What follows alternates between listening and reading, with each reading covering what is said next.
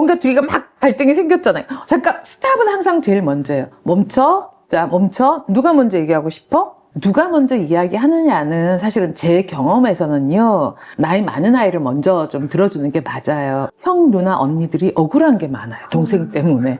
쌓여 있어요. 쌓인 게. 예, 나이만큼 쌓인 게 있고, 이게 있어서 동생 먼저 얘기를 들어줬더니 억울해해요. 동생들이 살짝 전반적으로 영악한 게 있잖아요. 눈치가 너무 빠르고. 그래서 자기 잘못은 살짝 이렇게 막 반성까지 해가 엄마 내가 잘못하긴 했는데요. 막 이러면서 정말 부모 마음을 녹이면서 말하는 재주를 가졌어요. 동생들은. 신통하죠? 왜? 형이 혼나는 건 맨날 봐가지고 발달된 거예요. 그쪽 사이에서는. 네, 그래서 이건 차례대로 할 거야. 형 먼저 듣고 나서 너 들을 테니까 멈춰. 자, 너 왜 이런 일이 생겼는지 너가 천천히 얘기해. 그러니까 이 멈춤을 계속 시켜야 돼요. 그럼 동생이 형 한두 마디 했는데 동생이 아니 그게 아니고 멈춰. 형 얘기 다 듣고 나서 너 얘기 들을 테니까 기다려. 아무 말 하지 말고 기다려. 사실은 이건 이제 행동 수정하는 방식인데요. 부모님이 좀 권위가 있으면 멈춤이 되는데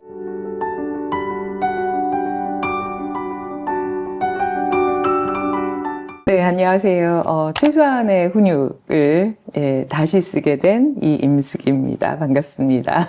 따뜻하고 단단한 훈육이라는 작가님만의 훈육에 대해서 설명해 주시면 좋을 것 같고, 개정판에 어떤 부분들 추가되었는지도 설명해 주시면서 사연들 답변해 주시면 되겠습니다. 그 최소한의 훈육을 출간하게 되셨는데요. 작가님께서 25년 넘게 상담실에서 또 강연장에서 아이와 부모를 만나오셨고, 또 부모 교육을 연구해 오셨잖아요. 훈육에 대한 생각이 어떻게 달라지셨는지, 최소한의 훈육을 다시 말해야 한다고 느끼신 이유가 궁금합니다. 제가 아이들 심리치료, 유아, 아동, 청소년 상담을 시작하고 난 다음에 훈육에 대한 생각은 정말 비슷한 훈육 패턴으로 비슷한 고통을 당하고 계시구나.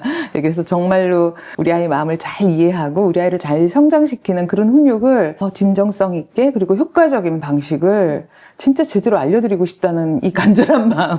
네, 정말 이건 계속되는 것 같아요. 따뜻하고 단단한 훈육이 나올 때하고 조금 달라진 점은 사실은 훈육을 할 때 누가 먼저 열받는가? 엄마, 아빠가 아이 행동을 보고 먼저 화가 나시거든요. 근데 화난 상태에서 뭔가를 이제 가르치거나 지적하거나 혹은 혼내는 건 훈육이 아니에요. 화가 난 상태에선 제대로 못 가르치고 감정만 더 세게 표현하게 되는 그런 문제점이 좀 있잖아요. 부모님이 먼저 감정 조절을 좀 할 수 있어야만 제대로 된 훈육을 할 수 있다라는 면에서 부모님의 감정 조절법도 조금 넣어놨고요. 최근에 점점 다양한 현상들 중에 하나가 한 아이에 대한 양육자가 여러 명이세요.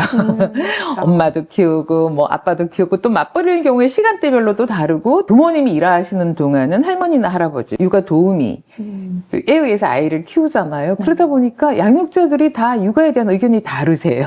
엄마는 엄마대로 속상해하고 할머니, 할아버지는 또 속상한 점이 있으세요. 이제 이런 부분들을 어떻게 조율해 갈 것인가에 대한 이야기. 그래서 주 양육자를 중심으로 여러 양육자들이 또 어떻게 의견을 아이를 키우는 건 상당히 감사하고 축복스러운 시간들이거든요. 그 마음을 좀 느낄 수 있는 그런 방법들도 좀 말씀해놨고요. 사춘기에 접어든 아이들의 이 훈육에 대해서는 좀 다른 차원의 고민을 하시게 되세요. 근데 아이는 커가는데 정말 부모님의 훈육 방식은 너무 똑같아서 이 사춘기 아이들에 대한 부작용이죠. 훈육에 대한 부작용을 더 크게 겪으시는 경우들이 있거든요. 그래서 이제 사춘기 아이의 훈육법에 대한 이야기도 좀 더 추가해서 써넣었습니다. 많은 부모님들이 부드럽게 타일러야 할지, 뭐 엄하게 훈육을 해야 할지 이런 두 가지 뭐 방법론 중에서 고민을 되게 많이 하시는 것 같아요. 사춘기까지의 모든 아이를 키우는 부모님의 고민인데요. 부모님들이 가장 대표적으로 많이 하시는 훈육 오해를 꼽아주신다면요? 우선은 훈육하면 딱 뭐부터 떠오르는지 물어보면은요, 좀 단호하게, 혹은 엄격하게. 근데 이 언어가 주는 그 느낌은 나도 모르게 작동이 되어서요. 단호하게 아이의 문제 행동을 훈육해라 라고 하면은 무섭게 하게 돼. 무섭게 혼내는 방식으로 이제 훈육을 하다 보면은 아이한테는 뭐만 남아요? 상처와 아픔 혹은 반항심 이런 것들이 남아서 당장 엄마 아빠가 무서우면은 그 앞에서 아이는 내내 울면서 이제 내내 하고 끝나는 것 같지만 정작 행동 변화는 되지 않아. 그래서 정말 많은 분 혹은 대부분의 부모님들이 혼내면은 아이가 알았다고 해놓고 다음에 똑같은 문제 행동이 반복이 되거나 더 심해진다. 이런 호소를 하시거든요. 무섭게 혼내는 건 훈육이 아니다. 이 실수를 정말 제일 많이 하시고요. 또 하나, 나는 무섭게 아이를 혼내고 싶지 않아. 이런 분들 계시거든요. 이런 분들은 아이한테 절절 매세요. 이건 이렇게 해야 되지 않겠니? 이렇게 하면 어떨까? 이번 한 번만 해주세요. 막 아이한테 정말로 사정하고 절절 매는데 단단한 원칙을 지켜야 할 때 부모님이 아이한테 애걸복걸 하라는 의미는 아니에요. 근데 왠지 혼내지 않는 좋은 훈육을 하려다 보니 이 경계를 어느 선에서 어떤 무드로 해줘야 될지를 몰라서 오히려 아이한테 끌려가시다가 훈육이 실패하시는 경우. 그래서 사실은 양극단의 훈육의 모습들이 보여지고 네. 있는 게 지금의 어려움인 것 같습니다. 네. 네. 그런 어려움들을 겪는 부모님들이 훈육 고민 상담소로 사연을 많이 보내주셨어요. 구독자분들이 SNS를 통해서 보내주신 사연을 바탕으로 첫 번째 질문입니다. 초3 되는 아들과 7세 되는 아들 둘을 키우고 있는데 얘기를 해도 잘 듣질 않아요. 수십 번 반복하다가 결국 화를 내게 됩니다. 이런 고민 갖고 계신 분들이 훈육에 있어서 계속 실패하는 이유가 무엇인지 말씀해 주실 수 있을까요? 네. 엄마가 무척 힘드실 건데요. 훈육을 했는데 이상하게 변하지 않는다라는 말씀하시잖아요. 이런 상황을 저한테 질문하시면 이 아이들이 어떤 행동을 했는지 먼저 물어봐요. 구체적으로 묘사해 달라고 하거든요. 근데 그때 대부분은 문제 행동만 막 설명을 하세요. 그 다음에 제가 질문하는 건 아이는 왜 이런 행동을 했을까요? 의외로 대답을 못 하세요. 물어봐도 대답을 안 한다라는 말씀하시는데요. 어떻게 물어봤는지 또 여쭤보면은 너 왜 이랬어? 네, 이게 질문일까요? 혼내는 걸까요? 대화가 주고받아지면은 사실은 훈육의 진정한 의미는 가르치기거든요. 그리고 가르친다라는 건 내가 이렇게 하면 안 되는구나 혹은 이렇게 해야 되는구나를 깨닫고 행동의 변화까지가 가르침이에요. 부모가 말을 했다가 가르침이 끝이 아니에요. 말을 했는데 말을 안 들었어야 하면은 아직 가르침이 완성이 되지 않은 거예요. 그럼 우리가 고민해야 될 건 아이가 왜 이런 문제 행동을 했을까? 이건 뭐 발달적 특징에서 나오는 정상적인 행동 범주일까? 아니면 이 아이가 정말 뭔가 마음에 어려움이 있어서 이해하고 아이에게 맞는 방식을 찾아서 잘 가르쳐야 될까? 이 원인을 좀 먼저 분석을 하셔야 되는데 원인은 없이 이 행동 문제예요. 이거 어떻게 고쳐요? 좀 어려움이 계속 반복되고 있다는 말씀을 먼저 드리고 싶습니다. 아이가 어린이집 가기 싫다. TV 더 보고 싶다. 징징거리고 누워서 막 울 때 어떻게 해야 될지 난감합니다. 문제 행동 이런 뭐 씻기 싫다, 징징거리고 가기 싫다, 또 막 누워버리고 이제 이런 상황들이 날마다 반복되는 일일 텐데요. 사실은 아이의 행동의 기초선이 어디인가를 보셔야 되는데 싫다, 안 한다가 기본이에요. 거기서 출발하는 건데 부모님의 기본은 잘한다의 선을 맞추고 있으니 그러니 너무 기준점과의 부모님의 기대치가 너무 차이가 나는 거예요. 그래서 아이는 싫다, 안 한다. 젤리가 10개가 있어요, 한 봉지 안에. 그러면은 3살, 4살 아이들의 기본은 뭘까요? 이 젤리를 하나라도 누구한테 나눠주는 걸까요? 싫어, 안 해, 내가 다 먹어. 이게 기본일까요? 다 먹고 싶죠. 그쵸. 네. 근데 이거를 문제 행동으로 보시고 너 왜 안 나눠 먹니? 나눠 먹어야지. 이것만 주구장창 말씀하시면 아이는 억울해요. 젤리가 있어 10개. 와 기분 좋다. 내가 다 먹어야지. 이게 기본이에요. 그럼 여기서부터 우리는 가르쳐야 돼요. 근데 너가 10개 다 먹고 엄마는 한 개도 안 주니까 엄마 속상해. 엄마도 먹고 싶은데 어떡하지? 이럴 땐 한 개 나눠주는 거야. 근데 오늘은 싫어. 그래 그럼 오늘은 다 먹고 내일 하나 나눠줄 수 있겠어? 내일은 지금이 아니니까 이를 오케이를 하거든요. 내일 됐을 때 미리 얘기해요. 젤리를 주기 전에. 어제 엄마한테 한 개 꼭 주기로 했지? 오늘 줄 수 있겠어? 네. 다음날 행동이 완전 변하는 건 아니지만 이런 방식으로 몇 번을 하다 보면 분명 아이는 이제 잘 나눠주는 아이가 되는 걸로 변화해 가거든요. 기준선은 싫어, 안 해, 징징거림에서 시작된다. 여러 가지 문제 행동을 한 번 해결하려고 하지 마세요. 오늘은 어린이집에 갈 때 가기 싫다고 뒹구는 거를 어떻게 도와줄까? 요걸로 한 일주일 혹은 한 달 프로젝트를 삼으시면 좋겠어요. 그러니까 오늘 어린이집 안 간다고 누워버리는 아이가 한 달 뒤에 다녀오겠습니다. 인사하고 간다면 너무 성공적인 거잖아요. 그러면 그간에 20번 정도 월요일에서 금요일까지 20번 어린이집을 가잖아요. 징징거렸긴 하지만 어제보다 시간이 줄어들었어.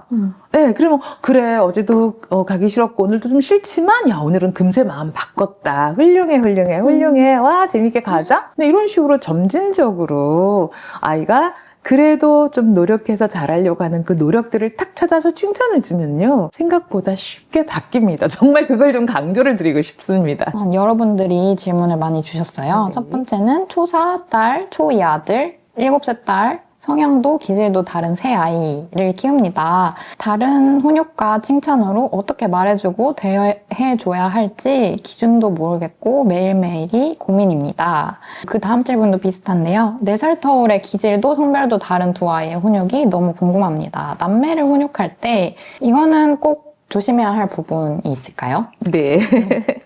사실 이제 형제, 자매, 남매의 갈등이잖아요. 그래서 정말 부모님, 특히 엄마가 아이들이 싸울 때가 제일 힘들어요. 정말로 어디 나 떠나고 싶어 이런 생각이 들 때가 딱 이 지점이거든요. 자, 근데 이제 형제자매 이 남매들이 이제 싸우거나 다툴 때 원칙은요. 부모님은 그 장면에 개입해서 누가 옳다 그르다를 판단해서 잘못하는 아이는 사과시키고 화해시키는 걸 목적으로 하시는데요. 아이들의 다툼은 소소한 걸로 시작이 돼요. 뭐 장난감이든 뭐 누가 나 거를 망쳤더라든 여러 가지 일로 시작하지만 싸우고 나서 부모님이 딱 등장했을 때의 목표는 뭔 줄 아세요? 엄마가 내 편 들어주게. 그게 이제 그 순간부터 목표예요. 2차 목표가 시작이 된 거죠. 원칙을 조금 기억을 하시면 좋겠어요. 첫 번째 원칙은요. 그 자리에서 둘 다 해결하려고 하지 마세요. 일단 좀 둘을 분리시켜야 돼요. 지금 예를 들어서 한 5살 넘어서면 혼자 방에 좀 있어도 되잖아요. 이렇게 3, 4살이면은 아직 어려서 그 이하의 아이는 뭐 식탁과 여기 거실 정도 떨어뜨려도 괜찮아요. 아니면 각각 방에 이제 떨어뜨려 놓아요. 떨어뜨려 놓기 전에 갈등을 스탑시켜야겠죠, 물론. 자, 멈춰. 그만해 해놓고 너네 큰애는 네 방에 작은애는 네 방에 혹은 너는 거실에 너는 식탁 가서 앉아있어. 요걸 하시는 거예요. 분리가 첫 번째 단계고요. 이제 두 번째는 큰아이한테 먼저 가세요. 네, 엄마가 차례대로 너의 이야기를 다 들어줄 거야. 기다려. 형부터야. 언니부터 듣는 거야. 동생 기다려. 해놓고 큰아이한테 가서 이제 물어보는데 어떤 일로 동생한테 너가 소리를 지르게 되었니? 왜 화가 났던 거야? 이유를 좀 설명을 해줘. 그래야지 엄마가 네 마음을 위로를 해주고 혹시 너한테 잘못된 게 있으면 엄마가 가르쳐줄 수 있잖아. 이유를 좀 말해줄 수 있어? 무슨 일이 벌어진 거야? 아무리 옆에서 보고 있다 해도 우리는 그 섬세하게 그 사건을 몰라요. 애들이 거실에서 놀고 어머니는 이제 식탁에서 뭔가를 하고 있었다 해도 둘 사이에 오고 간 그 대화나 미묘한 사건을 정확하게 모르시기 때문에 꼭 들어주셔야 돼. 무슨 일이야 하고 물어보다 보면은 큰애들은 보통 동생 때문에 억울한 걸 말합니다. 자, 억울한 걸 말하면 어떻게 해줘야 돼요? 당연히 아이고 그래서 그랬구나. 네가 그래서 동생 때문에 화가 많이 났구나. 아이고 그것도 몰랐네. 그래 엄마가 위로해. 동생이 아직 어려서 네가 많이 힘들지. 아이고 참느라고 애썼다. 왜냐면 얘가 화를 내서 동생을 한번 밀쳤다 해도요. 밀치기 전까지는 참았거든요. 이 부분이 되게 중요해요. 부모님들이 잘 인정을 안 하려고 하시지만 보통 육아를 다 하신 과정들은요. 이렇게 하면 안 돼 저렇게 하면 안 돼를 잘 가르치기 때문에 아이들이 그러면 안 된다는 걸 기본적으로 알아요. 화가 나도 바로 동생 때리거나 막 집어 던지는 아이들 없어요. 참는 시간이 있거든요. 그래서 참느라고 애썼다. 근데 참지 못할 만큼 많이 화가 났구나 하고 타독타독 하세요. 뭘 어떻게 해라 이런 거 하지 마세요. 좀 기다려. 엄마가 네 마음 충분히 알았어. 엄마 동생하고도 얘기해야 되니까 좀 기다려. 진정하고 있어. 하고 이제 동생한테 가서 똑같은 과정으로 무슨 일이 있었던 거야? 왜 화가 난 거야? 아이고 그래서 그랬구나. 형이 너 거를 네 말을 안 들어줬어. 네 부탁을 안 들어줬어. 그래서 속상했어. 그래 그런 마음 들 수 있어. 하고 진정시켜줘요. 3단계는 보통은 이제 이까지는 잘하시다가 3단계 둘 다 나와 서로 악수해 사과해 껴안아 이거 하지 마세요. 아이들 몫으로 남겨두세요. 마음이 진정되고 나면 각자 또 엄마가 다 내 편 들어준 느낌이 나거든요. 각자 마음 읽어주면 엄마 내 편이야. 역시 내 마음을 잘 이해해. 이렇게 느낌이 나요. 그러면 이제 둘 사이의 갈등은 사실은 벌써 씻은 듯이 사라졌어요. 엄마가 다 들어줬으니까. 그리고 냅두면요. 자연스럽게 두 아이가 슬금슬금 나가고 다시 놀기 시작해. 이 공식을 좀 지켜주시면 형제자매 갈등의 훈육은 의외로 굉장히 쉬워요. 그리고 가르침은 이미 평상시에 많이 가르쳐 놨잖아요. 뭐 새삼스럽게 또 말씀 안 하셔도 알고 있어요. 다만 감정이 아이들이 되게 불편해졌을 때 감정을 진정시키는 그리고 억울하게 누구 편을 들어주는 듯한 그 느낌이 아이들이 형제 갈등을 다 부추기거든요. 형제들 사이가 너무 나빠지잖아요. 커갈수록. 그런 경우에는 부모님이 사실은 잘못된 주대. 그래서 이 형제 갈등은 훈육 차원보다 이 갈등 해결의 이 단계를 잘 지켜서 키워서 아이를 도와준다면 사실은 저도 이제 남매를 키웠는데 누나와 동생인데 아이들 키우면서 제일 좋았을 때가 둘이 놀면서 막 웃음소리 날 때가 너무너무 듣기 좋아요. 그 어떤 음악 소리보다 두 아이가 놀면서 막 뭐 수다 떨면서 웃는 소리가 전 제일 행복한 소리더라고요. 그 행복감을 좀 느끼시면 좋겠습니다. 둘이 분리를 시키기 어려운 상황이 있어요. 어디 외출 중이라든지 식당이라든지 이런 데서도 여전히 일어나잖아요. 자, 그럴 때 방법은 시간 여유가 있나 없나를 먼저 따지세요. 부모님이 시간 여유가 있어야지 우리가 뭔가 이 자리에서도 뭘 할 수 있잖아요. 중재를 할 수 있잖아요. 근데 부모님이 급박한 상황이라면 잠깐 멈춰. 이 건에 대해 너네 둘이 오늘 이 다툰 거에 대해서는 지금은 시간이 없으니까 그대로 멈춰 집에 가서 다시 이야기 시작할 거야. 그래서 딱 접어서 예, 접어서 나중에 다시 펼치세요. 오늘 저녁 7시에 오늘 저녁 먹기 전에 저녁을 좀 기분 좋게 먹어야 되니까 저녁 먹기 전에 6시에 무엇이 어떻게 됐는지 엄마 아빠한테 설명하고 억울한 게 있으면 다 들어줄 테니까 그때까지 멈춰. 그리고 지금은 지금 할 일을 하자 하고 딱 접는 걸 좀 하시면 좋겠고요. 자, 약간 시간이 여유가 있지만 분리만 불가능한 상황이시라면은 집단 상담할 때 이걸 많이 연습을 해요. 뭔가 둘이가 막 갈등이 생겼잖아요. 잠깐 스탑은 항상 제일 먼저예요. 멈춰. 자, 멈춰. 누가 먼저 얘기하고 싶어? 누가 먼저 이야기하느냐는 사실은 제 경험에서는요. 나이 많은 아이를 먼저 좀 들어주는 게 맞아요. 형, 누나, 언니들이 억울한 게 많아요. 동생 때문에. 쌓여 있어요. 쌓인 게. 예, 나이만큼 쌓인 게 있고 이게 있어서 동생 먼저 얘기를 들어줬더니 억울해해요. 동생들이 살짝 전반적으로 영악한 게 있잖아요. 눈치가 너무 빠르고 그래서 자기 잘못은 살짝 이렇게 막 반성까지 해가 엄마 내가 잘못하긴 했는데요. 막 이러면서 정말 부모 마음을 녹이면서 말하는 재주를 가졌어요. 동생들은 신통하죠. 왜? 형이 혼나는 건 맨날 봐가지고 발달된 거예요. 그쪽 사회에서는. 네, 그래서 이건 차례대로 할 거야. 형 먼저 듣고 나서 너 들을 테니까 멈춰. 자, 너 왜 이런 일이 생겼는지 너가 천천히 얘기해. 그러니까 이 멈춤을 계속 시켜야 돼요. 그럼 동생이 형 한두 마디 했는데 동생이 아니 그게 아니고 멈춰. 형 얘기 다 듣고 나서 너 얘기 들을 테니까 기다려. 아무 말 하지 말고 기다려. 사실은 이건 이제 행동 수정하는 방식인데요. 부모님이 좀 권위가 있으면 멈춤이 되는데 아니 내가 들어준다고 했잖아. 그러니까 너 조용히 좀 했어야지. 기다릴 줄 있어. 이렇게 막 잔소리 모드로 가시면은 금세 아이들은 틈새를 알잖아요. 엄마가 내 말에 나한테 좀 휘말려 들어오네. 그래서 딱 멈춰. 듣고 나서 할 거야. 너 뭐가 무슨 일이 벌어졌는지 너부터 얘기해. 막 끼어들면 아니야 멈춰. 형 얘기 듣고 나서 네 얘기 들을 거야. 그거에 대한 얘기 끝났니? 오케이. 자 그럼 동생한테 얘기해. 이렇게 해서 중재자의 역할이 너무 중요해요. 선을 넘지 않게끔 서로 딱 선 긋고 이제 질문도 되게 중요해요. 왜냐면 억울해하는 지점이 있잖아요. 동생이 네가 만든 블럭을 허락도 안 하고 와서 건드려서 너가 화가 났구나. 잠깐 멈춰봐. 자, 형 말 들었지? 너는 왜 형이 만들고 있는 걸 나 이거 가져가도 돼라고 물어보지도 않고 왜 덥석 가져갔니? 얘가 나름대로 변명을 해요. 아니 형이 만드는 건지 몰랐고 형이 잠깐 딴 거 하고 있길래 그냥 내가 가져가도 되는 건 줄 알았어요. 아 그래서 그랬구나. 동생 말 들었니? 네가 이거 만드는 중인지 몰랐대. 그냥 냅둔 건 줄 알았대. 여기서 오해가 생겼나 보다. 듣고 나니까 어떤 거 같아? 이런 식의 중재가 되게 중요해요. 근데 사실은 이 방식이 설명을 되게 쉽게 하잖아요. 근데 이거를 알고 나면 너무 쉬워요. 머리로 아시고 한 두세 번의 성공 경험만 있다면 그때부터 너무 쉬운데 이걸 안 해보셨잖아요. 빨리 지적하고 싶은 이 우리의 부모님의 충동과 욕구, 부모님의 감정 조절의 어려움. 이게 이제 잘 안 돼서 어려우실 뿐이지 원리는 굉장히 단순하고 효과도 굉장히 좋습니다. 근데 한번 꼭 써먹어 보시기 바랍니다. 첫째를 이렇게 얘기할 때는 따뜻하게. 그럼요. 항상 정서토는 지금 제가 보여줬다. 어쩌다 이런 일이 생긴 거야? 그냥 물어보세요. 굳이 내가 욱하고 화낼 필요가 없어요. 왜? 아이들은 그게 정상이니까요. 싸우는 게 정상이니까. 정상인 걸 보고 화를 내면 내가 이상한 거죠, 사실은. 제가 딱 걸린 부분이 뭘 하든 중단하고 바로 오는 거야. 밥 먹자 하면 네, 짠!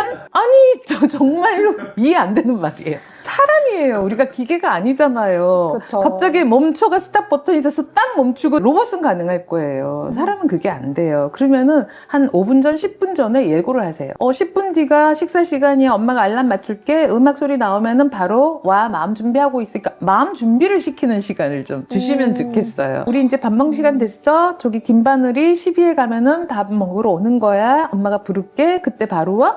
이걸 한두 번만 미리 말해주면 아이도 마음 준비를 하고요. 있어요. 너무 사랑스러운 모습은 김바늘이 시비에 가기 전에도 먼저 오기도 합니다. 특히 청소년 사춘기 아이들 많이 고민하시는데요. 로비에 이제 제가 앞에 상담이 늦게 끝나면 이제 좀 사과도 하고 그 다음 로비에 가서 걔를 부르면요. 애가 게임하고 있거든요. 유튜브를 보거나. 그럼 이제 들어가자 하면 들어올 수 있을까요?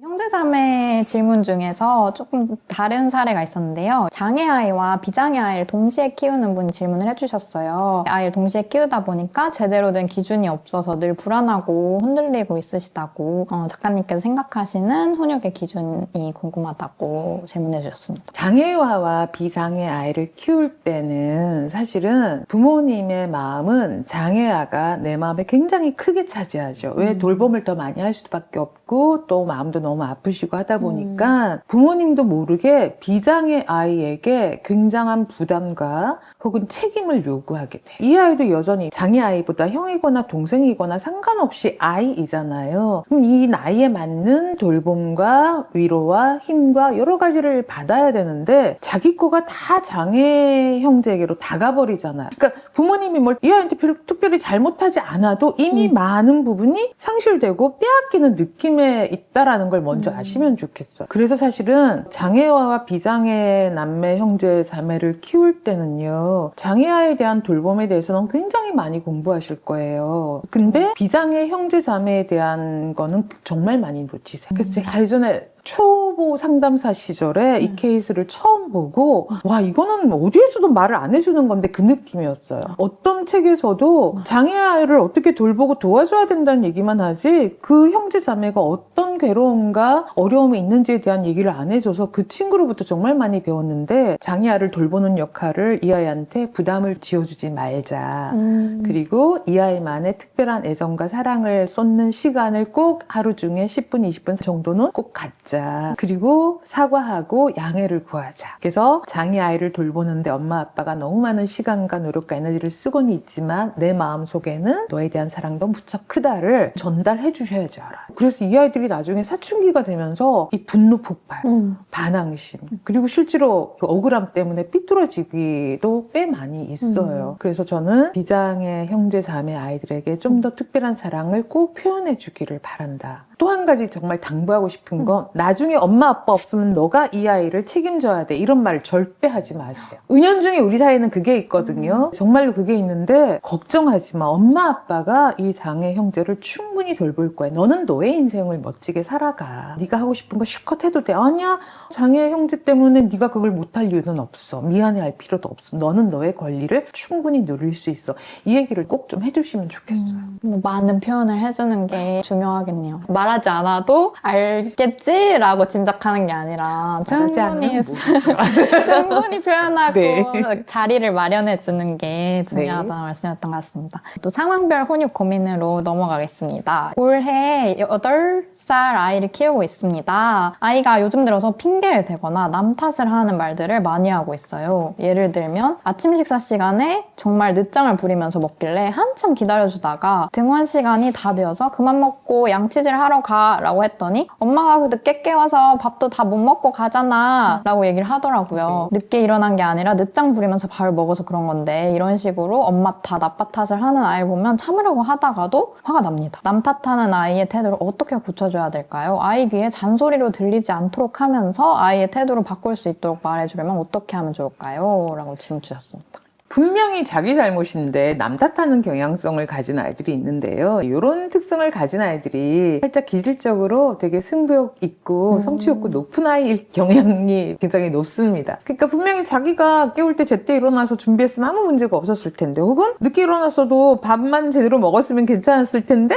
엄마 때문에로 가잖아요. 이 모든 상황이 부모님이 보시기에는 굉장히 비합리적이고 남 핑계만 대는 좋지 않은 행동으로 보이시겠지만 이 아이하고 대화를 하시려면 은요 아이 말에 초점을 두셔야 돼요. 엄마 때문에 늦게 일어나서 내가 학교에 늦게 됐잖아요. 그러면은 엄마가 늦게 깨워서라는 말을 먼저 시작을 하셔야죠. 아 엄마가 늦게 깨웠다고 생각하는구나. 그래야지 그 다음 대화가 이어져요. 그러니까 이 행동에 대해서 아이를 잘못을 깨닫게 한다. 이거는 좀 나중이고요. 대화가 이어져야지 그 깨달음까지 가는 대화가 오잖아요. 그러면은 잠깐만 너가 지금 한 말 중에서 엄마가 늦게 깨워서 학교까지 늦게 되었다고 말하는 거지. 근데 엄마가 몇 시에 깨웠는데, 우리 깨우기로 한 시간에 깨웠는데, 알람 울려서부터 엄마가 계속 깨웠는데 너 일어나는 데까지 20분 걸렸어. 그거 알아? 그치? 그러면은 내일은 엄마가 제 시간에 깨울 건데 내일은 제 시간에 일어나는 방법에 대해서 우리가 연구해보자. 너 때문에 그랬잖아 라고 해서 아이랑 이기려고 하지 마세요. 보통 이런 상황이면요, 이 아이의 길을 꺾어서 반성하게 만들어야지 정말 전투 모드로 변하시거든요. 이겨서 뭐하게 해요. 오히려 아이 성질만 더 나쁘게 만들지. 그래서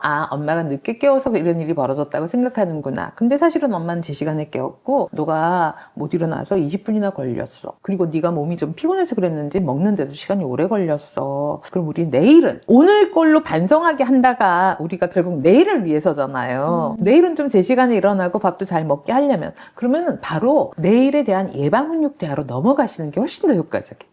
늦게 깨웠어. 아니 엄마 제 시간에 깨울 거야. 너 그럼 내일은 몇 분 만에 일어날 수 있겠어? 그러면 아이도 엄마가 화를 안 내고 조곤조곤 짚었는데 사실이거든요. 근데 아이도 깨달을 시간이 있는 거죠. 사실은 내가 투정을 부렸지만 엄마 말이 다 맞아 라고 느끼게 하려면은 그걸로 막 감정 싸움 하지 마시고, 아이 이기려 하지 마시고, 넌 그렇게 생각했구나? 우리 이거 내일은 이거 어떻게 해결하면 좋을까? 이렇게 해서 아주 자연스럽게 내일로 넘어가 버리면 내일은 실제로 조금 달라져요. 정말입니다. 이런 상황이 다시 발생하지 않도록 하는 그쵸. 게 예방훈육의 목적이기도 하겠네요. 다음 질문을 넘어가겠습니다. 부끄럽거나 당황스럽거나 머쓱할 때 과한 액션을 해요. 괜히 엄마한테 와서 때리기 등의 행동을 합니다. 그 자리에서 훈육을 하게 되면 애가 더 과해져서 최대한으로 절제된 얘기만 하는데 그다지 나아지지도 않네요. 어른들도 말로 표현하기 힘든 것들이 있고 아이가 어리니까 아직 머릿속, 마음속 생각을 말로 다 표현하지 못하니 이해하자 싶다가도 유치원 가서 이런 과한 액션들이 문제가 될까 걱정이 됩니다. 갑자기 동생이 둘이나 생겨서 더 스트레스 받는 것인지 엄마가 어떻게 현명하게 대처를 해줘야 할까요? 갑자기 동생이 쌍둥이 동생이 생겼나 봐요. 큰아이 입장에서는 네. 얼마나 속상할까요? 엄마를 다 뺏겨버린 느낌이니까. 이 과한 액션, 자기 감정이 조금 뭔가 요동을 쳤을 때 당황하거나 좀 머쓱할 때 갑자기 과한 액션, 근데 그 과한 행동이 뭐 누구를 때리거나 밀치거나 이렇다면은 사실은 이제 우리가 앞으로 꾸준히 관심을 가지고 수정시켜 나가야 될 행동 맞아요. 근데 우선은 보면은 왜 이런 현상이 나타나는지를 봤더니 일단 감정 조절이 안 돼요. 당황하거나 머쓱할 때 내 감정이 뭔가 움직임이 있었을 때 행동 조절도 안 되는 거예요. 보통 우리가 막 이렇게 뭔가 당황했다고 해서 갑자기 벌떡 일어나고 나면 안 치잖아요. 감정 조절 플러스 행동 조절도 좀 행동에 충동성이 있어 보인다라는 거 우선 전제를 좀 하시는 게 좋고요. 아이들도 행동 패턴이 나타나요. 얘는 지금 이런 행동이 처음 한 번 나타난 게 아니라 여러 번 나타났을 거잖아요. 지금 행동에 대해서 바로 즉각적으로 하는 훈육을 제가 상황대처 훈육이라는 표현을 써요. 이 상황을 어떻게 대처해서 애를 진정시킬 건가인데 사실 이거는 조금 훈육의 고수가 돼야지 가능하세요. 쉽지 않아요. 1단계는 감정을 진정시켜야 되거든요. 그 다음에 아이가 진정되고 나면은 이제 우리가 가르침을 줄 수 있는데 그냥 평상시에는 감정이 진정되어 있으니까 그냥 이럴 땐 이렇게 하는 거란다. 너 처음 봤지? 한번 따라해보자? 할 수 있잖아요. 근데 아이가 이렇게 감정이 요동치면 감정 진정시키기부터 들어가야 되는데 지금 이 아이 감정 진정이 어렵잖아요. 네. 그래서 이 상황 대처 훈육은 예방 훈육을 몇 번 해서 훈육의 성공을 좀 경험하고 나면 쉬워지시거든요. 지금 당장은 타인에게 피해가 될 때는요, 딱 안아서 옮기세요. 그 자리를 스탑을 시키는 게 중요한데 아이들이 그 앞에서 막 우리가 말로 막 이래야 돼 저래야 돼 하면 안 들려요. 엄마가 뭐 말했는지 기억도 못하고 안 들려요. 그냥 내 감정만 움직이고 있으니까. 그럴 때는 잠깐만 이리 와 하고 조용한 곳, 아이가 진정할 수 있는 곳으로 가서 진정시키기를 먼저 하세요. 이제 그 다음에는 이제 예방 훈육을 하셔야죠. 평상시에 너 좀 당황했을 때 갑자기 일어나서 엄마를 때려갖고 엄마가 되게 놀랬어. 다음에는 혹시 좀 당황스럽거나 마음이 이상하다 싶으면 엄마 안아주세요 하고 엄마한테 와. 엄마는 안아줄게. 이 안아주기가 몸도 마음도 둘 다 진정되는 방식이에요.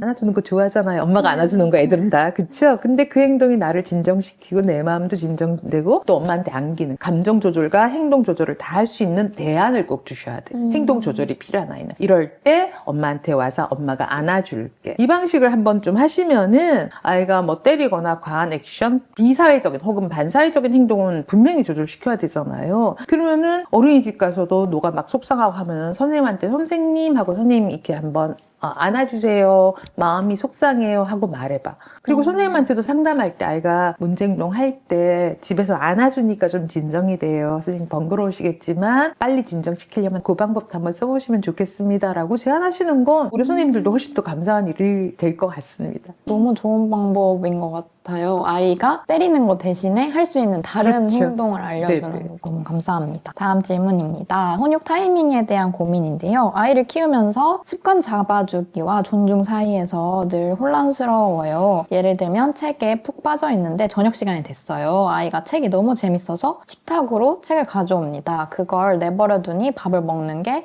굼뜬 상황인데요. 밥 먹어 하다가 밥이 식으면 저는 당연히 화가 나고요. 그러다 문득 게임하는 것도 아닌데 책 읽는다고 화를 내는 상황이 좀 미안해집니다. 책에 빠져있는 걸 존중하면서 기다려줘야 하는지, 엄마가 밥 먹자 하면 뭘 하든 중단하고 바로 오는 거야 하고 엄하게 생활규칙을 지켜야 하는 건지 늘 흔들립니다. 엄하게 얘기했다가도 책 읽는 모습을 보면은 아이가 예뻐서 또 봐주고 반복이네요. 사실은 이제 우리 부모님이 되게 좋아하는 행동 중에 하나가 아이가 책 읽는 모습이잖아요. 근데 사실은 이거는 아이 행동이 왜 이렇게 이제 됐느냐를 따져보면은 부모님이 허용한 행동 안에서 습관이 형성이 돼버린 거예요. 네, 밥 먹을 때 책을 봐도 된다가 이미 허용이 됐고요. 근데 책 보다 보면 재미있으면 우리가 먹는 게 흐지부지 되잖아요. 그래서 사실은 아이의 문제 행동으로 보시기보다 부모님이 육아의 원칙을 제대로 아직 못 세웠다부터 가야 될 것 같아요. 그래서 예를 들면은 가족이 식사할 때 책 읽는 건 안 되죠. 밥 먹고 서로 대화를 나누는 시간이니까. 근데 왜 부모님이 아이를 혼자 먹일 때가 또 있잖아요. 그럴 때는 저는 그렇게까지 엄격하기보다 아이가 좋아하는 책 아이가 먹어? 그러면서 엄마가 읽어준다거나 아니면 자기가 보면서 읽어도 저는 괜찮다고 조금 허용하는 쪽이에요. 그러니까 이거는 제가 생각하는 제 육아 원칙이니까 각각의 집마다 육아 원칙을 세우셔야 돼요. 식사 때는 책 읽으면 안 돼라는 원칙을 세우는 것도 사실은 큰 문제는 없어요. 그러니까 우선 내가 육아의 원칙을 어떻게 세운다라는 걸 먼저 점검을 하셔야 되고요. 그 다음에 지금 말씀 듣다 보면 원칙 세운 걸 이제 아이한테 설명을 해야죠. 엄마가 지금까지는 허용을 해가지고 너가 좀 헷갈렸을 것 같아. 근데 지금 생각해보니까 식사가 더 중요한 시간인데 독서보다 더 중요한 걸 잘하는 게 중요한데 넌 책 읽느라고 식사가 지금 제대로 안 되니까 우리 원칙을 다시 세우자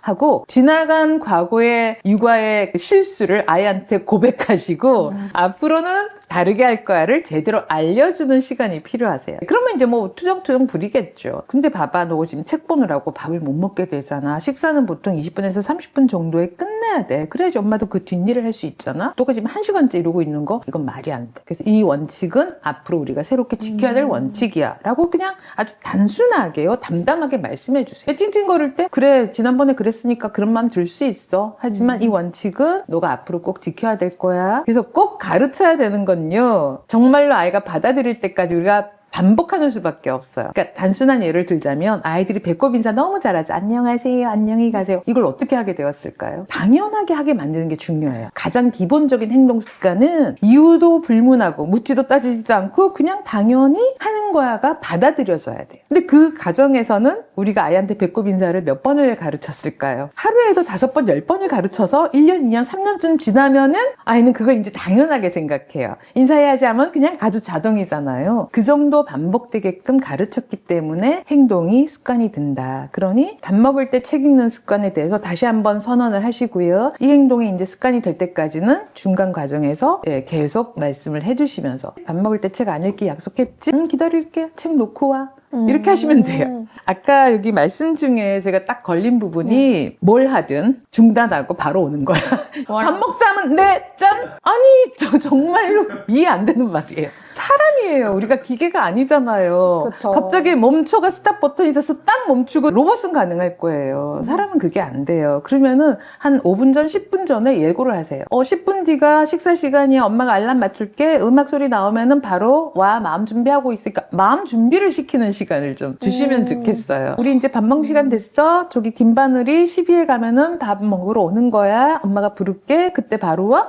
이걸 한두 번만 미리 말해주면 아이도 마음 준비를 하고요. 있고요. 너무 사랑스러운 모습은 김바늘이 시비에 가기 전에도 먼저 오기도 합니다. 특히 청소년 사춘기 아이들 많이 고민하시는데요. 로비에 이제 제가 앞에 상담이 늦게 끝나면 이제 좀 사과도 하고 그 다음 로비에 가서 걔를 부르면요. 애가 게임하고 있거든요. 유튜브를 보거나. 그럼 이제 들어가자 하면 들어올 수 있을까요? 아니요, 못 들어오잖아요. 잠시만요. 그럼 엄마는 옆에서 야 빨리 들어가야지 멈추고 들어가 이러세요. 정말 똑같이. 그럼 제가 어머니 잠깐만요. 너 그거 맞아. 기다리는 동안 그거 했는데 그거 하는 동안 몇 분 더 필요해? 물어봐요. 내가 갑자기 의아함을 이게 무슨 질문이지? 나 이런 질문을 처음 들어. 이 표정이거든요. 근데 이제 시간이 또 있기 때문에 일단 갖고 들어와서 나랑 얘기하자. 갖고 들어오게 해요. 그리고 물어봐요. 너 지금 그거 게임 같은데 게임 중간에 못 끝내는 거 나도 알아. 몇 분 필요해? 5분요. 그래 5분 기다릴게. 5분 기다리는 동안 나는 너랑 무슨 얘기할지 좀 정리하고 있을게 하면요. 얘가 1분 만에 끝내요. 얼마나 사랑스러운지 몰라요. 어떻게 보면 너무나도 단순하고 어쩌면 사람 마음을 움직일 수 있는 핵심 대화들이거든요. 이런 것만 좀 아시면은 우리 아이 훈육이 훨씬 더 쉽고 훨씬 더 집에서 즐거운 시간들이 많아지실 겁니다. 기본적으로 부드럽고 친절하고 다정하게 말하는 사람한테는 화가 안 나요. 오히려 미안함과 내가 뭔가 조금 더 해드려야지라는 마음이 자동, 이렇게 마음의 원리를 좀 아는 거죠. 근데 우리는 막 세게 무섭게 해서 겁을 줘서 고치게 한다. 이런 잘못된 양육신념을 좀 문화적으로 갖고 있는 것 같아요. 근데 그거를 좀만 바꾸시면 굉장히 수월해요. 물 흐르듯이. 단단한 경계는 부모님이 양육신념처럼 만들어 두셔야 돼요. 저는 이 아이가 5분이라고 본인이 말했기 때문에 제 마음의 경계는 5분으로 세웠어요. 5분 하고 나서 아이가 쌤 이거 안 끝났는데 3분만 더요 5분만 더 또 할 수도 있잖아요.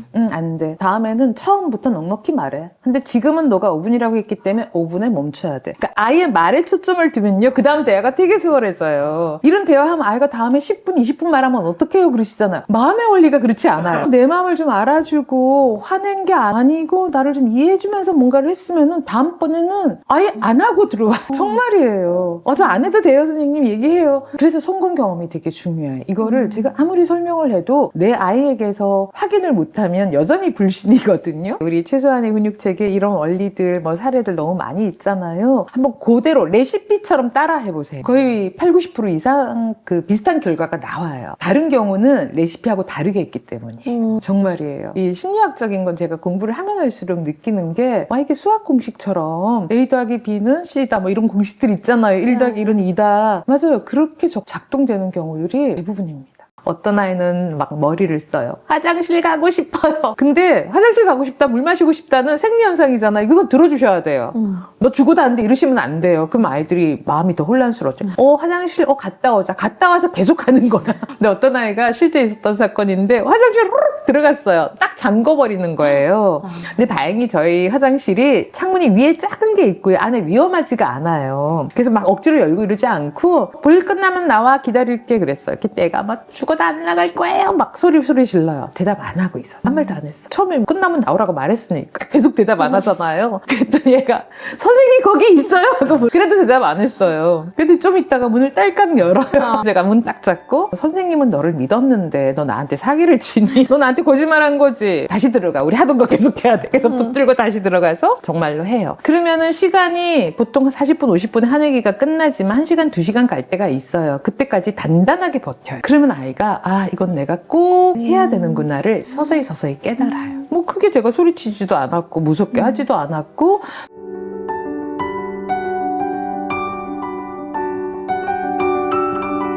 아이의 입장이라기보다요. 아이의 나이가 이제 발달 심리적인 성장 시기별 특징이 있어요. 심리적인 특징이. 그래서 아이 키워보다 보면은 빠르면 18에서 24개월부터 아이들이 제일 많이 하는 말이 내가 싫어. 아니야. 주구장창 말하거든요. 요 시기에 누구나 그게 다 발현이 돼요. 성장 시기의 특징이죠. 5, 6, 7세가 되면 무슨 얘기를 많이 하냐면 나 이거 잘했지. 내가 한 거 완전 멋있지. 인정받고 싶고 내가 잘했음을 확인하고 싶어 해서 맨날 자기가 잘했지를 막 물어봐요. 그 시기에는 그걸 또 많이 확인받고 싶어 하는. 그리고 초등학생이 되면 친구가 하자 그러면은 정신 없잖아요. 친구 만나러 가겠다고. 이런 식의 성장 시기별 발달 특징을 좀 이해를 한다면은 그래서 24개월에 싫어! 아니야! 이거 외치는 게 드디어 육아 지옥이 시작됐어요. 아니에요. 아니고 요때 이게 발현이 안 되는 게 발달에 문제가 있는 거예요. 요건 요때 나오는 게 정상이야. 그래서 저희들은 아이고 그렇지 아니라고 해야지. 아이고 잘 자란다. 아이고 귀여워라. 자, 근데 잠깐 요거는 멈춰봐. 이거는 꼭 해야 되는 거야. 싫어! 기다려줄게. 꼭 하는 거야. 하고 기다리면 돼요. 다만 아이가 막 이렇게 막 몸을 버둥거리거나 문쟁동을 하려고 그건 안 돼 하고 팔을 살 잡으면 돼. 살 잡아서 그건 안 돼. 아파 놔. 안 아픈데 너가 안 한다고 하면 놓아줄게 하고 아프게 하거나 꽉 치거나 이런 거 절대 안 해요. 안 해도 돼요. 근데 이제 발버둥이 좀 심한 아이들은 통제할 때 상황 대처 훈육으로 제가 백허그를 권하거든요. 왜냐면 앞에서 아이를 잡으면 아이가 막 표정이 막 정말 못된 표정 하고 막 소리 지르고 막 엄마 미워 하잖아요. 그럴 땐 이제 부모도 사람인지라 열받으세요. 열받으면 나도 모르게 애를 세게 쥐고요. 막 표독스러운 레이저 막 쏘고 표독스러운 표정인데 그게 서로에게 너무 큰 상처가 돼요. 또 부모님은 애를 그렇게 잡고 나면 그날 밤에 잠 못 주무시잖아요. 마음 아파서. 그래서 아이를 몸을 멈추게 해야 될 때는요. 백허그로 딱 잡고 발버둥 치면 의자에 앉아서 또 왼쪽 다리를 우리가 오른쪽 무릎에 올리면 발도 통제가 돼요. 몸이 통제가 되거든요. 아이가 진정이 될 때까지 안 아프게 잡아도 돼요. 그냥 딱 통제만 하면 돼요. 한번 해보셔야 돼요.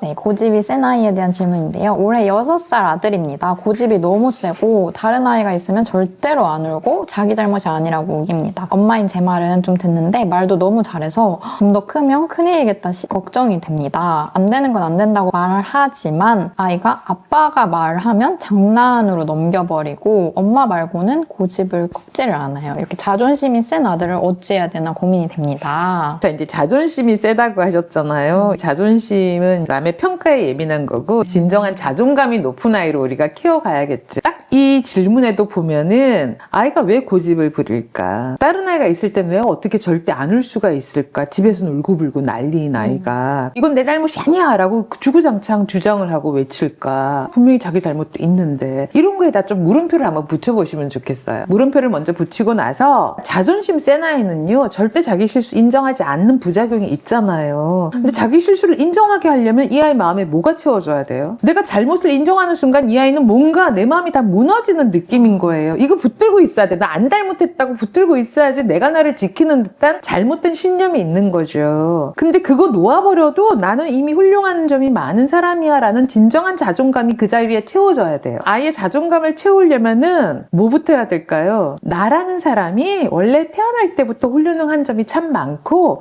그다음 일상을 살아가면서 내가 하루 중에서도 잘한 일이 참 많아 라는 걸 먼저 누군가 들려줘야 돼요. 왜? 아이들은 그걸 스스로 깨닫지 못하니까. 그러니까 부모의 말이 아이의 인생이 된다 이런 말도 있잖아요. 넌 이런 게 참 좋은 점을 많이 갖고 태어났네 하고 칭찬하거나 너 오늘 되게 노력했어. 이런 점을 노력한 거 너무 훌륭해. 이렇게 말을 해주는 게 먼저예요. 그래야지 엉뚱한 고집이나 자존심 부리는 행동이 줄어들거든요. 자, 그럼 한번 찾아볼게요. 우선 이 아이 되게 신통해요. 다른 아이가 있으면 절대 안 울잖아요. 어쩜 이렇게 감정 조절을 잘할까요? 그런 생각 안 해보셨죠? 독하다 막 이렇게 생각하는데 아니에요. 엄청난 감정 조절력을 보인 거예요. 막 울고 싶어 죽겠는데 집에서 울음이 터지는 정도의 지경인데 안 울어요. 그럼 감정 조절을 잘했다라고. 너 아까 친구들 앞에서 안 울려고 정말 애썼지. 너 진짜 감정 조절 잘한다. 부터 얘기해줘요. 그리고 이 아이 고집 세잖아요. 이 고집이 세다라는 말은 이 성격의 나쁜 면을 보이는 거지만 그러니까 고집이라는 건 자기가 말하는 거를 지키려는 힘, 즉 자기 주장이 강한 거죠.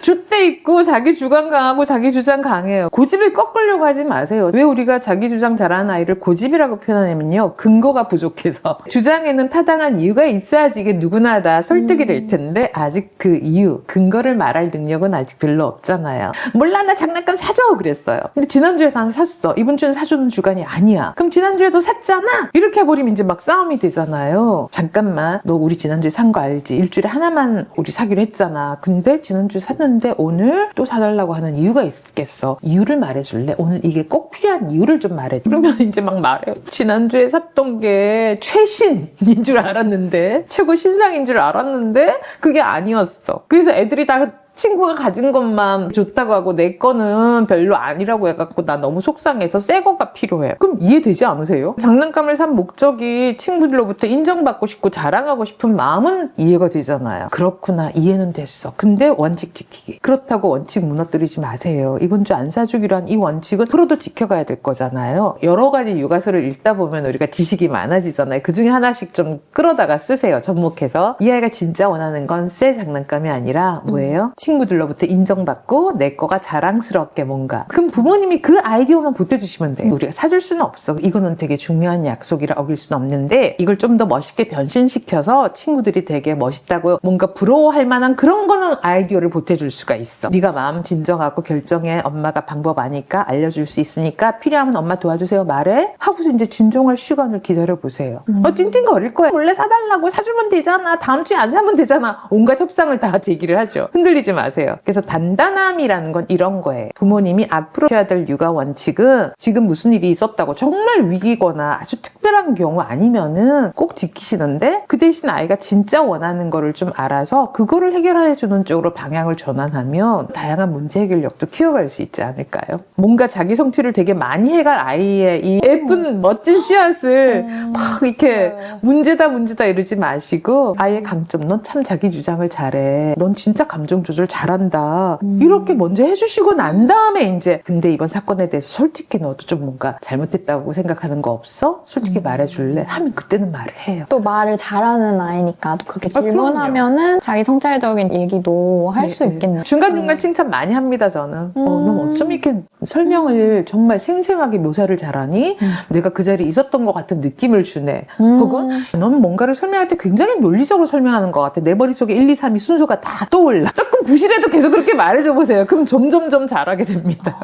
저는 또 아빠 말은 장난으로 넘겨버린다는 게 아빠는 좀 틈을 많이 보여주신 걸까 싶더라고요. 그치, 아빠가 조금 부드럽게만 하시지 않나 싶기는 해요. 근데 이제 부드러움은 따뜻함과 비슷한 거잖아요. 그럼 따뜻함에는 문제가 없어요. 다만 아빠는 단단함이 부족하셨을 거예요. 아이들이 진짜 아빠한테서 바라는 건요, 재밌게 잘 놀아주는 아빠 플러스 단단하게 나를 지켜주는 아빠예요. 흐지부지 돼갖고 아빠가 엄마보다 힘이 이렇게 약해 보여. 이거는 부모 상이라고 하잖아요. 별로 바람직하지 않아요. 아이가 너무 아빠를 만만하게 보면은 아니야, 아빠도 안 되는 건 안 돼 라고 해서, 다만 엄마가 안 된다고 하는 이 범주와 아빠가 안 된다는 범주가 좀 다를 수는 있겠죠. 아빠는 요만큼은 된다고 생각하니까 받아준 거야. 하지만 요거는 절대 안 돼. 아빠가 가끔씩 단단함을 보여주기만 하면 너무 좋은 아빠가 되시겠죠. 그럼 다음 질문 넘어가겠습니다. 올해 6살 아이인데 어린이집에서는 직접 잘 먹는다고 하는데 집에서는 스스로 먹지 않고 먹여주길 원해서 혼내도 보고 달래도 보았는데 어떻게 해야 할지 고민입니다. 혼내기 전에요, 어린이집에서 혼자서 잘 먹는 걸 칭찬을 많이 해주세요. 우선은 어린이집은 이제 사진을 계속 이제 보내주시잖아요. 식사 때 사진은 별로 안 올려주시는 것 같아요, 이상하게.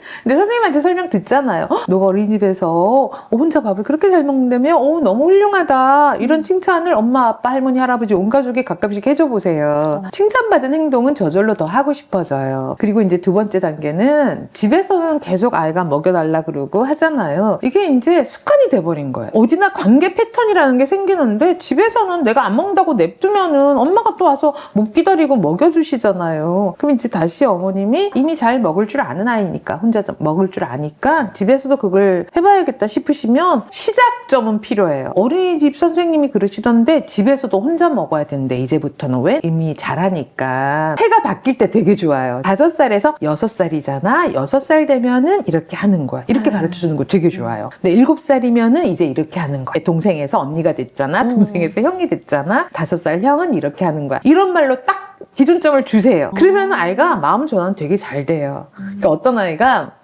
되게 수줍음이 많고 위험 회피 성향이 높아서 친구들한테 안녕 하는 것도 되게 조심스럽게 하는데 친구 엄마한테도 인사를 해야 되잖아요. 그걸 못해요. 그래서 그 아이한테 한 2달 전에 이렇게 말을 해요. 너 지금 5살이지? 6살 되면은 친구 엄마한테도 인사할 수 있겠어? 그랬더니 네. 왜냐면 지금은 네라고 대답해야 되는 건지 알거든요. 와, 훌륭하다. 6살 되면 할 수 있구나. 그리고 한 일주일쯤 있다가 6살 되면 인사할 거예요 하고 그 어머니한테 대신 말해주고 강화를 시켜요. 주입을 시키는 거죠. 기억을. 그래서 정말 6살 되니까 인사를 너무 잘해요. 너무 재밌지 않나요? 저 아이들 키우는 건 너무 재밌어요.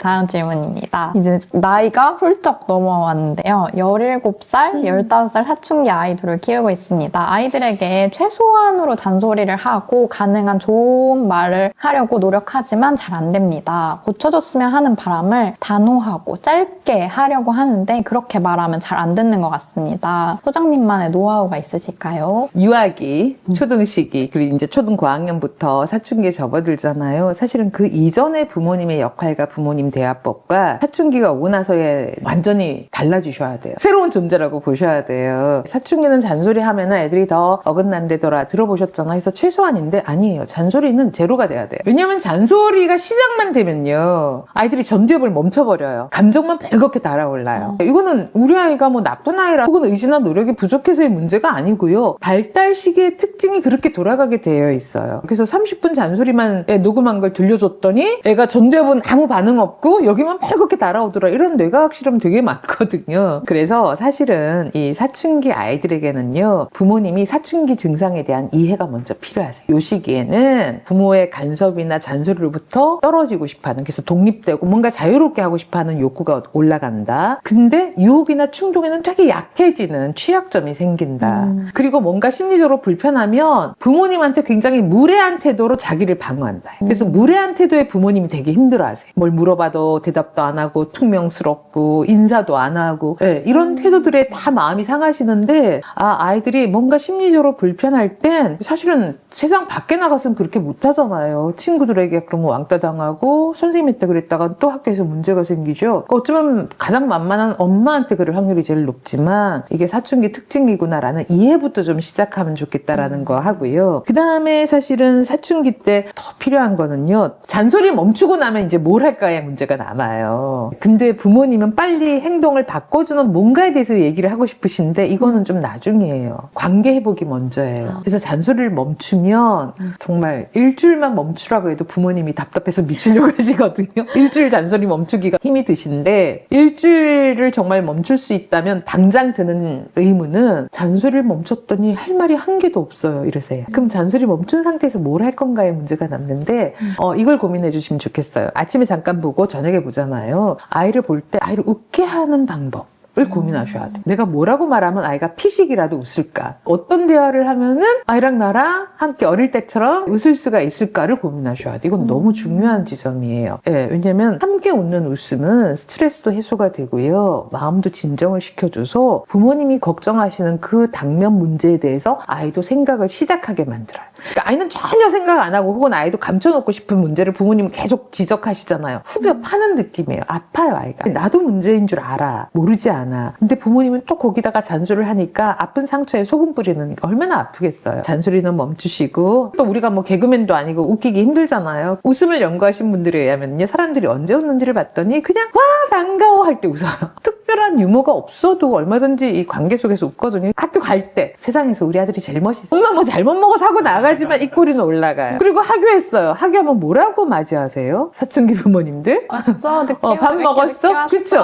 그런 일상 대화는 정말 안 해도 되는 대화 같아요. 조금 더 다정하게 아이고 피곤해 보이네. 아유 힘들었지. 야 엄마가 너 좋아하는 간식 준비해놨어. 이 정도 대화하면 조금 더 다가가는 대화겠지. 조금 더 오버하고 싶으시면 보고 싶었잖아. 뭐 이런 거 해주세요. 연인들하고 연애할 때 아침에 봐도 저녁에 떠보고 싶잖아요. 그럼 연애하는 대장처럼 좀 대해주시면 어떤 변화가 생기냐면요. 아이가 거실에 와서 엄마나 아빠 옆에 머무는 시간이 1분, 2분, 3분 늘어나요. 이게 관계 회복의 신호예요. 그래서 사춘기 아이들의 훈육은요. 관계 회복이 먼저 돼야 되고요. 관계 회복되고 난 다음에 이제 훈육 대화를 하시면 돼요. 요새 계속 숙제를 미뤄가지고 학원 가기도 싫고 이런 문제가 생겼잖아. 너를 혼내려고 하는 말이 아니야. 근데 이 문제를 어떻게 해결하면 좋을지 너도 힘들 것 같아서.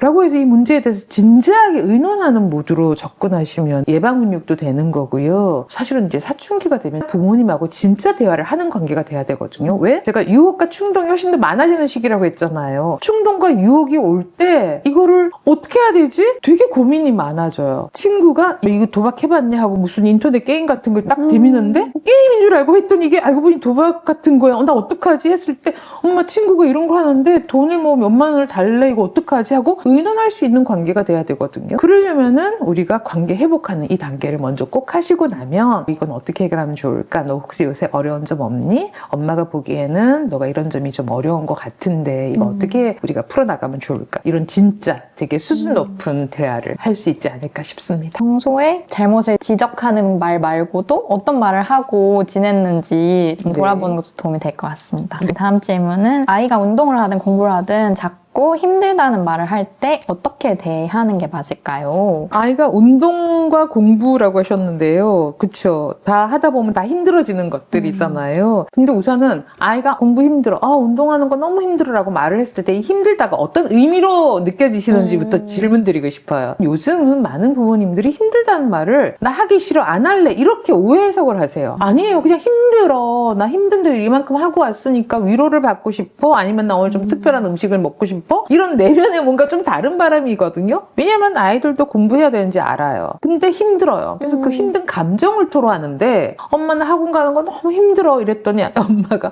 그렇다고 학원을 안 갈 수는 없잖아. 정말 다른 얘기를 하세요. 물론 이런 거 학원이 어떤 점이 힘들어 해서 아이가 힘든 점을 물어봐 주시는 건 중요해요. 아니 안 간다는 건 아니고 누가 안 간대 이렇게 해서 짜증내서 대화가 정말 엉망이 되게 하지 마시고요. 힘들다라는 말은 감정을 토로하는 말이다. 많이 힘들었지 하고 감정을 다독여 주세요. 뭔가 이거에 대해서 지속적으로 힘들어 했던 거라면은 뭔가 문제가 있는 것일 수 있죠. 그럼 그 문제에 대한 대화를 하시면 돼요. 근데 힘들지 하고 따뜻하게 다독여 주시고 난 다음에 어떤 점이 힘들어? 엄마 근데 그 학원은 잘 가르치긴 하는데 숙제가 너무 많아서 숙제를 다 못하거나 부실하게 가게 되고요. 그러다 보면 내가 막 베끼고 싶은 유혹도 막 느끼고 숙제 안 한 날은 학원을 못 갈 것 같아요. 못 가겠어요. 나 어떡하죠? 너무 얘기 잘해줬어. 너가 솔직하게 말해줘서 너무 고마워. 그럼 너가 보기엔 이 학원이 가르치는 건 좋은데 숙제 양이 지금 문제란 얘기지? 그럼 이걸 어떻게 할까? 너가 선생님한테 조절을 해달라고 요청할까? 아니면 엄마가 좀 조절해달라고 부탁을 할까? 근데 뭐 여러 명의 아이들이 있는데 나만 그러기 좀 그래요.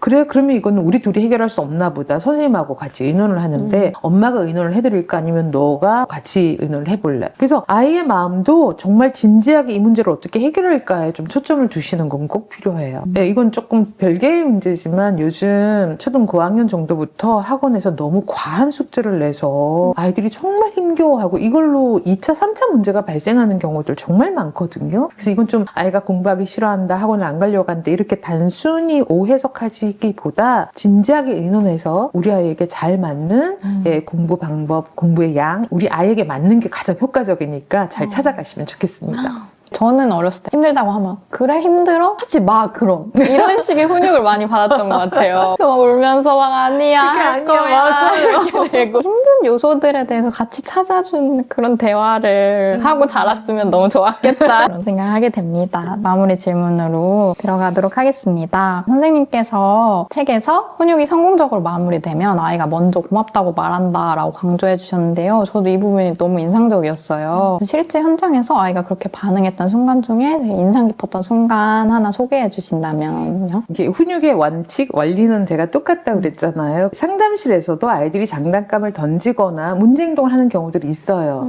근데 이제 그게 상담의 초기인지 중기인지 이제 이 행동을 직면해서 훈육을 할 단계인지는 이제 다 조절을 해서 하는데 이제 이 던지는 행동을 이제 제대로 된 훈육을 해야겠다 하면 정말 날 잡아서 해요. 예전 같으면은 애가 던지면 그런 게 속상했어? 뭐가 속상한지 얘기해 줄래? 근데 던지면 안 돼. 이렇게 하지만 상황 대처 훈육, 행동 수정에 대한 훈육을 할 때는 이거 하면 안 되는 거지 너 알지? 너 잘못했어. 잘못한 거 정식으로 사과해. 근데 잘못한 걸 알아요. 하지만 사과는 하기 싫어요. 그럼 이걸로 이제 훈육이 돼. 너 잘못한 거 아는 거 같아. 사과는 하기 싫지. 근데 이거는 꼭 해야지 오늘 집에 갈 수 있어. 이렇게 해요. 그래서 제가 날 잡아서 한다라는 게 뒷시간에 상담이 잡혀있으면 훈육 못 하잖아요. 근데 흐지부지 될 거면 시작을 안 해요. 왜냐면 상황대처 훈육은 성공해야 되거든요. 제가 책에도 써놨지만 상황대처 훈육은 시간 여유도 좀 있으셔야 돼요. 그래서 보통 그날의 마지막 회기에 좀 시작을 하고요. 너가 사과할 때까지 오늘은 끝을 못 내. 그럼 선생님도 집에 가야 되잖아. 괜찮아. 선생님 애들 다 커서 오늘 안 가도 돼.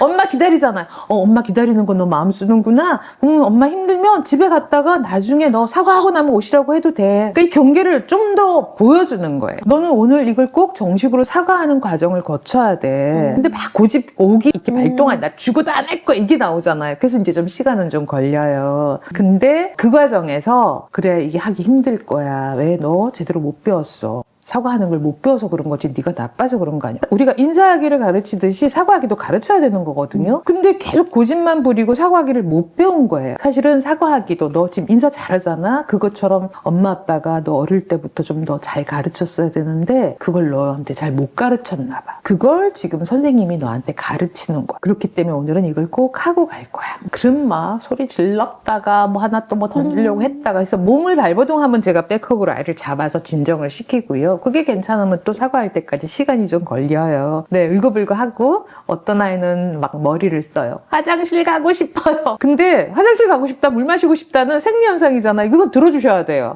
너 죽어도 안 돼 이러시면 안 돼요. 그럼 아이들이 마음이 더 혼란스러워져. 화장실 갔다 오자. 갔다 와서 계속 하는 거야. 근데 어떤 아이가 실제 있었던 사건인데 화장실 후룩 들어갔어요. 딱 잠궈버리는 거예요.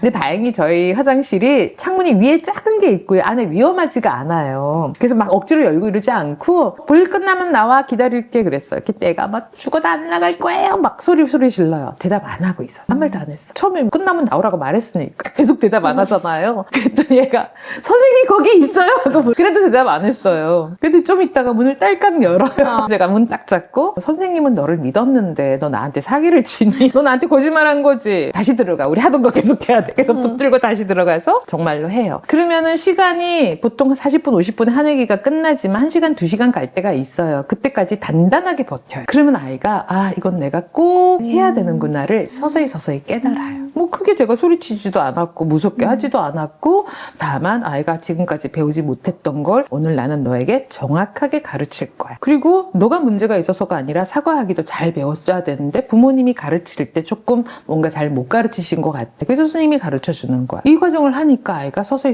진정이 되면서 선생님 장난감 던진 거 잘못했습니다를 진심을 담아서 하게 돼요. 그래 이제 고맙다. 너 정말 용기를 내서 사과를 했구나. 너 정말 훌륭하다. 이런 말로 따뜻하게 마무리하고요. 이제 집으로 갈 때 진짜 아이들이 선생님 고맙습니다를 해요. 사실은 아이가 문제 행동하면 내가 이런 행동까지 했다는 나의 존재에 대한 의문이 생기기 때문에 마음이 되게 힘들거든요. 그래서 내가 문제 사고를 칠 수 있었어요. 근데 잡아줬잖아요. 나를 이 안전하게 지켜준 거예요. 심지어 사춘기 사례도 있는데 재혼 가정이었어요. 이렇게 남자아이가 엄마랑 새 아빠를 맞이하게 됐는데 얼마나 싫었겠어요. 그래서 막 문제 행동을 하고 심지어는 식탁을 엎기까지 했는데 그때 새 아빠께서 잔소리가 아니라 아이를 정말 백허가듯이 사춘기가 되면 덩치가 크잖아요. 엄마는 못 잡아요. 근데 그 아이를 정말로 이렇게 탁 잡아놓고 니마 마라 이렇게를 붙잡은 거예요. 1, 20분 걸리죠. 막 같이 뒹굴게 되거든요. 근데 아이가 진정하고 나서 아빠한테 아빠 고맙습니다라고 처음으로 아빠 부르면서